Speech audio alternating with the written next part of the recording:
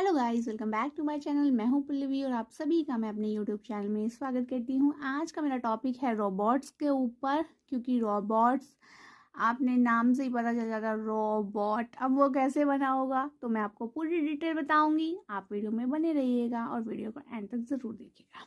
तो स्टार्ट करते हैं।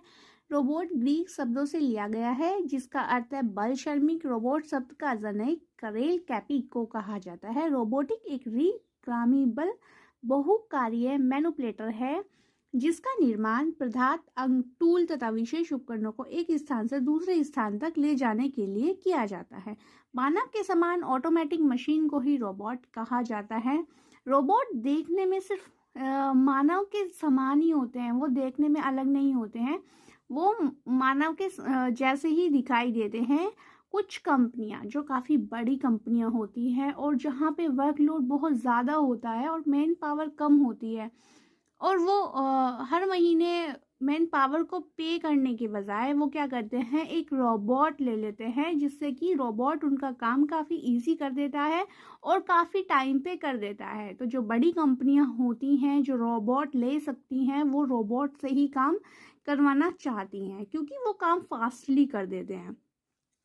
अब रोबोट को बनने में हम जब किसी चीज़ को बनाते हैं तो वो काफ़ी सारी चीज़ों से मिलकर बनती हैं। ऐसे ही रोबोट को बनने में तीन जो बड़ी विधियां हैं वो है एक मैकेनिकल माने बनाना। अब हमने कोई गाड़ी बना दी है, उसका ढांचा तैयार कर दिया है, तो वो किस में आता है?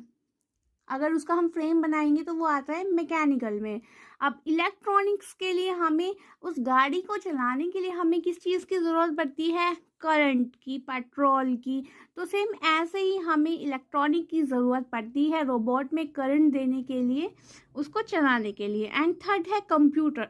अगर उसमें हम प्रोग्राम फिक्स नहीं करेंगे, मानो अगर हम रोबोट से कह रहे हैं कि तुम्हें ये चीज़ उठा के यहाँ से यहाँ रखना है, तो उसके लिए उसमें प्रोग्राम तो हमें फिक्स करना पड़ेगा ना। उसकी जो माइंड है, हमारा माइंड होता है, अगर हम कहते हैं कि ये सामान हमें इधर से उधर करना है तो पहले क्या करता है, हमारा माइंड कहता है ना हमें वो सामान वहाँ से इधर रखना है। ठीक इसे ही उसके दिमाग में चिप को लगा दिया जाता है जो किससे लगती है? कंप्यूटर से लगती है। तो इसीलिए इसमें कंप्यूटर की बहुत ज़्यादा ज़रूरत रहती है। अब लॉ ऑफ रोबोट, यह कभी मनुष्य को नुकसान नहीं पहुंचाता, ये कभी भी मनुष्य को नुकसान नहीं पहुंचाएगा। ठीक है। सेकंड है, यह कभी मनुष्य के आदेशों का पालन करेगा। ये सभी मनुष्य जो भी कहेंगे, जो भी इसमें प्रोग्राम आप फिक्स कर देंगे, ये सभी आदेश का पालन करेगा। थर्ड है, यह अपने अस्तित्व को बनाए रखेगा यदि ये दोनों नियमों का विरोध ना हो। अपने अस्तित्व को कभी खराब नहीं होने देगा अगर इसके जो दोनों नियम हैं, ये आदेशों का पालन करेगा और मनुष्य को नुकसान नहीं पहुंचाएगा, तो ये नियमों का पालन करेगा। अब एलिमेंट्स ऑफ रोबोट, लीकेज या manipulator, actuator, sensor, robot control, user interface. Leakage या मैनिपुलेटर, यह डर्ट लिंकों की एक श्रृंखला होती है जो जोड़ आपस में जुड़े होते हैं। ये कहना चाह रहा है कि आपने देखा होगा जो मनुष्य होते हैं उनके शरीर में फ्रेम रहता है हड्डियों का।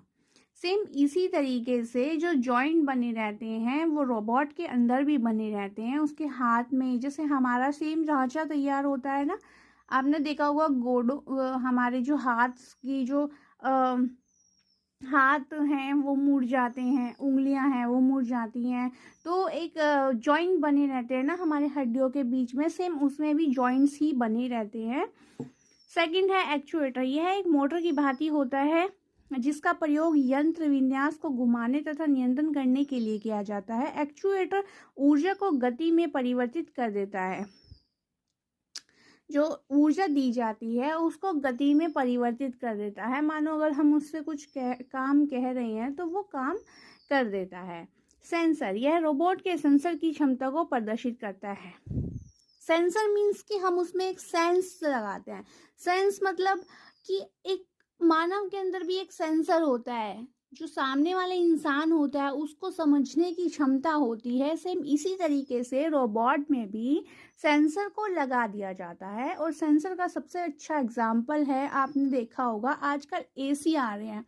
आप ऑफिस में से जाते हो, एसी को ऑन कर देते हो ऑफिस में बैठे बैठे बटन लगा के, और आपके ऑफिस से घर तक जाने में आपका रूम गर्म और ठंडा हो जाता है। तो वो क्या कर रहा है, वो सेंस कर रहा है। तो आपके जो एसी है उसमें सेंसर लग गया है, तो सेम इसी तरीके से इसमें भी सेंसर लगा दिया जाता है। कंट्रोलर, ये रोबोट के लिंक्स की गति को नियंत्रित करता है। यूजर इंटरफेस, इसकी सहायता से रोबोट में मानवीय हस्तक्षेप किया जाता है। इसकी सहायता से रोबोट में एक मानव की भांति ही काम करने की क्षमता को डाला जाता है।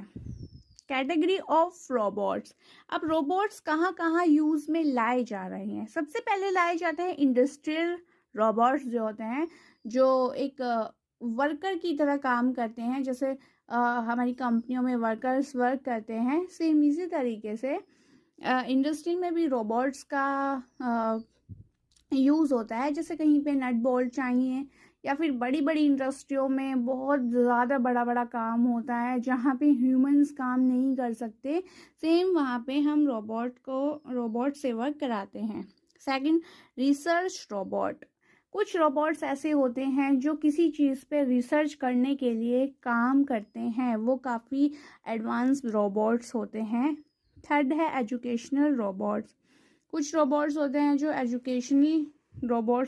एजुकेशन पे वर्क करते हैं। अभी एप्लीकेशंस ऑफ रोबोट्स, जो रोबोट्स होते हैं वो क्या क्या कर सकते हैं। वेल्डिंग में यूज़ आते हैं, उठाने और पकड़ने में यूज़ आते हैं, स्प्रो पेंटिंग में कर सकते हैं, तापीय स्प्रे में कर सकते हैं काम, निरीक्षण एवं गुण नियंत्रण में पदार्थ स्थानांतरण में, गाइडिंग में, ड्रिलिंग में, असेंबली में, धातु कटिंग में। इन 10 जो मैंने आपको बताया एप्लीकेशंस ऑफ रोबोट्स इन सब में भी वर्क कर सकते हैं। आई होप आज की ये वीडियो काफ़ी यूज़फुल रही होगी आप सबके लिए। वीडियो अच्छी लगी तो प्लीज़ मेरे चैनल को सब्सक्राइब कीजिए एंड मेरी वीडियो को लाइक कीजिए। Thank you for watching my video guys.